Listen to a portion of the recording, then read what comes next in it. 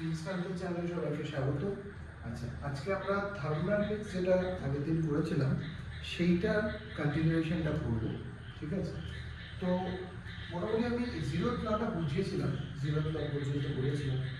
তো এখানে একটা জিনিস আছে এরপরে, এটা হচ্ছে ইন্টারনাল এনার্জি। ইন্টারনাল এনার্জি যেটাকে আমরা ইউ দিয়ে লিখি। আচ্ছা, মানে ইন্টারনাল এনার্জির কিছু জিনিস রয়েছে, যে একটা সিস্টেমের মধ্যে যে এনার্জিটা থাকে সেটাই বেসিক্যালি ইন্টারনাল এনার্জি। সেটা বিভিন্ন ফর্মে থাকতে পারে। ইন্টারনাল এনার্জিটা একটু অদ্ভুত জিনিস, যে সেটার যে একটা প্রপার ফর্ম সেটা হয় না। তো ইন্টারনাল এনার্জির কয়েকটা জিনিস আমি একটু বলে দিই। তো ইন্টারনাল এনার্জিটা শুধুমাত্র ফাংশন অফ টি, মানে টেম্পারেচার। ইন্টারনাল এনার্জি শুধুমাত্র টেম্পারেচারের ফাংশন, ঠিক আছে? টেম্পারেচার ছাড়া ইন্টারনাল এনার্জি কিন্তু অন্য কোনো কিছু ফাংশন নয়। তাহলে যদি আমি দেখি যে ডিটি যেটা সেটা জিরো, তাহলে ডি ইউও কিন্তু জিরো হবে। ডিটি জিরো হলে ডি ইউও জিরো হবে। দ্বিতীয় কথা হচ্ছে যে ইন্টারনাল এনার্জির ক্ষেত্রে আমরা চেঞ্জটাকে ইন্টারনাল এনার্জি শুধুমাত্র মেজার করতে পারি। মানে ইন্টারনাল এনার্জির ক্ষেত্রে আমরা কিন্তু কত ইন্টারনাল এনার্জি সিস্টেমে আছে সেটাকে আমরা কিন্তু মেজার করতে পারি না, ঠিক আছে? আচ্ছা, এবারে ইন্টারনাল এনার্জিটা আমার এখানে একটা খুব ইম্পর্টেন্ট টপিক তার মধ্যে পড়ছে। তারপরে যেটা চলে আসে সেটা হচ্ছে ওয়ার্ক ডান বা pressure volume work done. Pressure volume work done. আচ্ছা, এবার এখানে একটু জিনিস বলে দিই। আমরা যেটা নর্মাল ওয়ার্ক ডানের ফর্মুলা জানি সেটাই, ঠিক আছে? যে dw is equal to f into dx, এটাই আমরা জানি, যেটা ফর্মুলা ওয়ার্ক ডানের, সেটাই ওয়ার্ক ডানের ফর্মুলা। আচ্ছা, এবার p যেটা, p is equal to, দেখো প্রেসার যদি আমি হিসাব করি, প্রেসার মানে কি ফোর্স বাই এরিয়া, তাহলে f is equal to লেখা যায় pa, তাহলে দেখো লেখা যায় pa। আচ্ছা, dv is equal to কি লেখা যায়, ভলিউম যদি আমি ধরি, ভলিউম মানে হচ্ছে এরিয়া ইনটু হাইট, তাহলে আমি dx বার করতে গেলে দেখো হয়ে যাবে dv বাই a, তাহলে হয়ে যাচ্ছে dv বাই a, তাহলে dw is equal to হয়ে যাচ্ছে p dv, ঠিক আছে? তাহলে এটাই আমাদের ওয়ার্ক ডানের ফর্মুলা। dw is equal to p dv, মানে work done is equal to pressure into change in volume, pressure into change in volume, এটাই হচ্ছে আমার dw বা ওয়ার্ক ডান। তো এবারে চলে আসি first law, first law of thermodynamics. আচ্ছা, দেখো ফার্স্ট ল কি বলছে, বলছে যে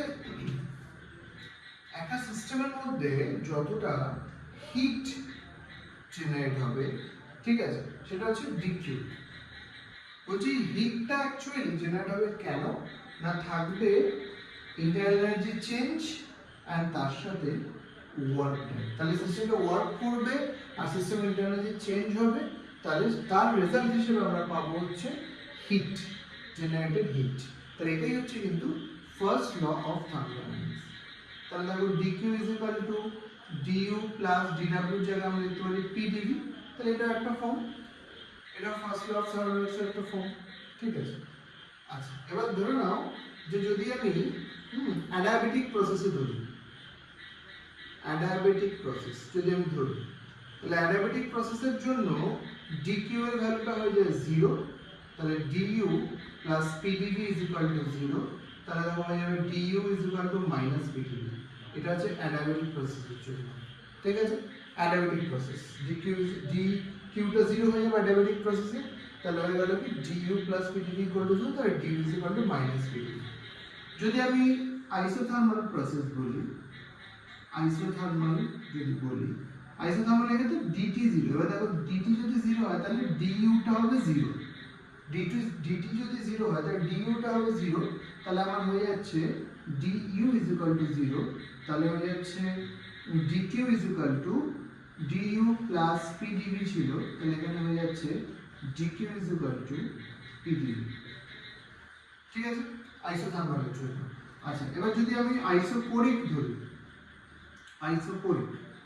আইসোকোরিকে কি ছিল, dv equal to 0 ছিল, তাহলে dq is equal to du plus 0 হয়ে যাচ্ছে, কারণ pdv ছিল, দেখো dv টা 0, তাহলে dq ইজ ইকুয়াল টু হয়ে যাচ্ছে du শুধুমাত্র। আর যদি আমি আইসোবারিকে ধরি, আইসোবারিকের ক্ষেত্রে কি ব্যাপারটা, যে dp টা 0, মানে চেঞ্জ ইন প্রেসার 0। এখানে দেখো ফর্মুলা যেটা আছে সেটা dq is equal to du plus pdv। এখানে দেখো অটোমেটিক্যালি প্রেসার যেটা আছে সেটা অটোমেটিক্যালি কনস্ট্যান্টই আছে, সেটা কিন্তু প্রেসারের চেঞ্জ কোথাও নেই, ডিপি টা নেই, সেজন্য আমাদের প্রেসারের চেঞ্জ দেখার প্রয়োজন পড়েনি।